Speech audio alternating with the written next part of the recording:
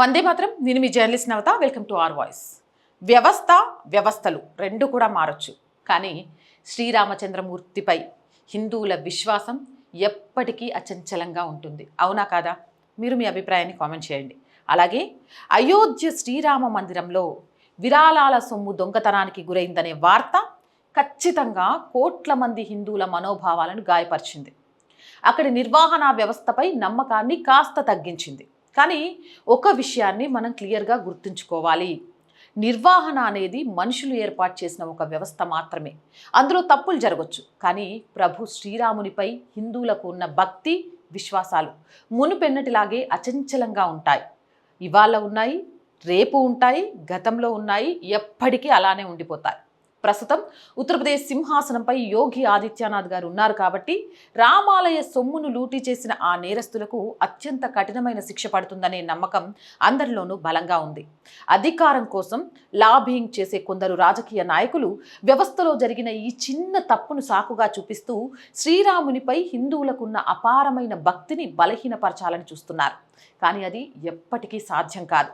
నమ్మకం లేకపోతే గత 1000 ఏళ్ల చరిత్రను మరియు భక్తి కాలాన్ని ఒక్కసారి తిరిగేసి చూడాలి.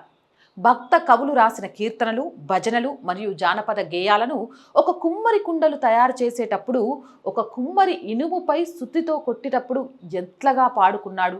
అవి నేటికి జనం నాలుకలపై సజీవంగానే ఉన్నాయి అంటేనే అదే విశ్వాసం. హిందువుల విశ్వాసం అనేది కేవలం ఒక భవనానికో, రాయికో, ఒక మసీదుకో, ఒక చర్చి గోడకో పరిమితం కాలేదు. ఇక్కడ ఎటువంటి ప్రార్థన చేసే దిశ లేదు. హిందుత్వంలో విశ్వాసం అనేది ఒక కట్టడంలో లేదు, అది ఒక దర్శనంలో ఉంది, అంటే జీవన తత్వంలో ఉంది. ఇక్కడ ముందు అనుభవం, అవగాహన వస్తాయి, ఆ తర్వాతే వాటి నుంచి సిద్ధాంతాలు పుడతాయి. కానీ కొన్ని నిర్దిష్ట సిద్ధాంతాలు కలిగిన ఇస్లాం, వామపక్ష లేదా క్రైస్తవ మతాల తత్వం అంతా ముందే రాసి పెట్టుకున్న నిబంధనలపై ఆధారపడి ఉంటుంది. మనుషులు వాటి ప్రకారమే నడుచుకోవాలని అవి చెప్తాయి. నేను నా జీవితంలో సంచారాన్ని, యాత్ర సంస్కృతిని ఎప్పుడూ వదిలిపెట్టలేదు కాబట్టి ఈ మాట చెప్తున్నాను. నా జీవన ప్రయాణం ఎప్పుడు ఒక సిద్ధాంతాల బానిసత్వం నుంచి సనాతన దర్శనం వైపు, స్వేచ్ఛ వైపు సాగింది. అలా ప్రతి ఒక్కరిది సాగాలి. ఎప్పుడైనా గుర్తుపెట్టుకోండి, ఏ ఆలయంలో కమిటీ నిర్వహణకు సంబంధించి కానీ, ఆలయానికి సంబంధించి కానీ ఏవైనా ఊహాగానాలు, అవకతవకలు జరిగాయని బయటకు వస్తే అది మానవులు చేసిన తప్పు. ఆ తప్పు వల్ల అక్కడున్న దైవం మీద మనుషులకు నమ్మకం పోతుంది, లేకపోతే ఆ దైవం మనుగడే ప్రశ్నార్థకంగా మారుతుంది అనుకుంటే అది మూర్ఖత్వం. చెట్టును, రాయిని, రప్పను, పక్షిని, పశువును అన్నిటినీ పూజించే గొప్ప సనాతన హైందవ సంస్కృతి హిందువులది. హిందువులకు రోజు రోజుకు భక్తి విశ్వాసం పెరుగుతుందే తప్ప చిన్న చిన్న కారణాల వల్ల అది తగ్గదు.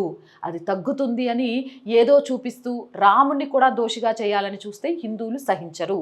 అవునంటారా, కాదంటారా?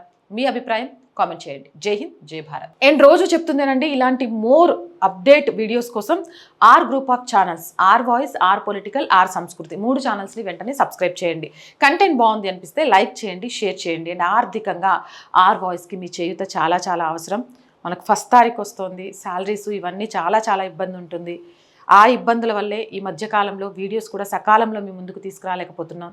బట్ ఏం చేసైనా ఈ ఛానల్ని ముందుకు తీసుకెళ్ళాలి కానీ ఆపకూడదు అనే ఒక సదుద్దేశంతోనే ముందుకెళ్తున్నాం. మీ చేయూత ఈరోజు చాలా చాలా అవసరం, చేస్తారని ఆశిస్తున్నాం. ఆర్థికంగా సపోర్ట్ చేయాలంటే స్క్రీన్ మీద గూగుల్ పే, ఫోన్పే నెంబర్ ఇచ్చాము. ఆ నెంబర్ ద్వారా మీకు తోచిన సహాయం చేయొచ్చు, లేదా బ్యాంక్ అకౌంట్ డీటెయిల్స్ కూడా ఇస్తున్నాము. దాని ద్వారా అయినా మీరు తోచిన సహాయాన్ని అందించవచ్చు. అలాగే వ్యాపారస్తులు వ్యాపార ప్రకటనలు ఇవ్వడం ద్వారా కూడా ఆర్ వాయిస్కి అండగా నిలబడవచ్చు. 8328500576 నెంబర్ని సంప్రదించండి. జై హింద్, జై భారత్.